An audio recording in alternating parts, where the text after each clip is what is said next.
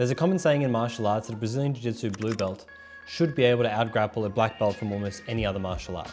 And that should be especially true against an Aikido black belt, what is considered to be one of the least effective martial arts out there. But after studying years of Brazilian Jiu-Jitsu and Judo, I found that there might be more to Aikido than people think. So today, I'm putting that to the test against some dominance MMA blue belts, a place where earning that rank is not so easy. Starting off with some Steven Seagal shit, we're looking at kotegaeshi. Sometimes people will just tap standing because they don't want their wrist to break, but more often than not, people will roll with the technique to alleviate the pressure on the wrist, creating openings and opportunities to chain in your jiu-jitsu. You want to make sure that your partner is off balance when you're attacking kotegaeshi. Here you can see me using Judo's kouchi-gari to create that opening to attack kotegaeshi. Here my partner's got good balance and good posture, so I really have to circle away from the technique to force that wrist to the mat. You can do it standing, you can do it sitting, you can do it to chain in your jiu-jitsu, create off balances and create openings for other techniques, or you can just do it to make people feel bad about themselves. I can't stress this enough. It's super important that you have decent skills in grappling to be able to chain in these less conventional techniques. Here you can see I failed to take the top position after I do the kotegaeshi. My partner wrestles up on the single leg and I use Judo's sumigaeshi to reverse the position. Here again, I catch the kotegaeshi and I'm lazy with taking the top position. My partner tries to attack a foot sweep and then I counter with wristlocks. Without my Judo or my Jiu-Jitsu, I got no hope of doing my Aikido. This here brings us into our next technique for the day. I do a kotegaeshi, my partner stands up beautifully and I counter with an wristlocks and I start attacking a far side armbar. If you're a jiu-jitsu nerd, you might like this one. I fast forward a little bit. I start setting it up as if I'm attacking the armbar, but then I scoop my partner's head up and then I switch to the back. My partner has to let go to start defending the chokes, which is the sensible thing to do, and that gives me an opening to transition back to the arm and start attacking the next technique of the day, which is our Sankyo.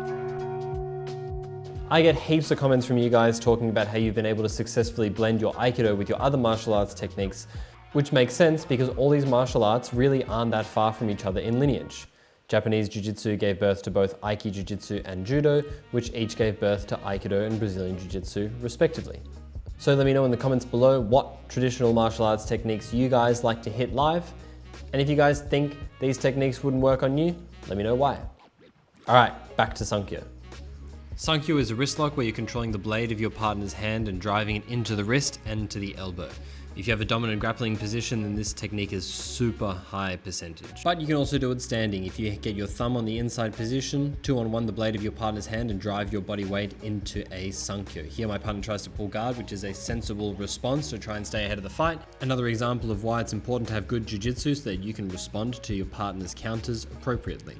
This thumb on the inside position is a super important principle when you're grip fighting the hands. If your thumb is on the inside position, then you can control your partner's blade and your partner's elbow. If your partner has the thumb on the inside position, I disengage and then re-engage with the dominant grip. Same thing applies when we're grappling. If I can get that thumb in position, I can go 2-on-1 on the blade of my partner's hands, drop my body weight behind it and get the tap from the knee cut. I get this technique heaps. It's a super demoralizing wrist lock from the knee cut. Often your partner will just 2-on-1 the grip to alleviate the pressure of the wrist lock when you can just use that space to work on your pass. Do it standing, do it from a knee cut, do it whenever you've got a Kimura trap, which is the highest percentage way to finish it. You can do it from the back, you can do it from turtle. I just have to get better at doing it when I'm facing the right direction on the camera. There are a million different techniques that you can use from Aikido in your Brazilian Jiu-Jitsu practice.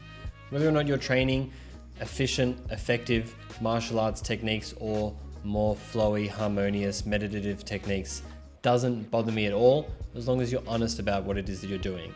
Don't train this stuff and think that it works.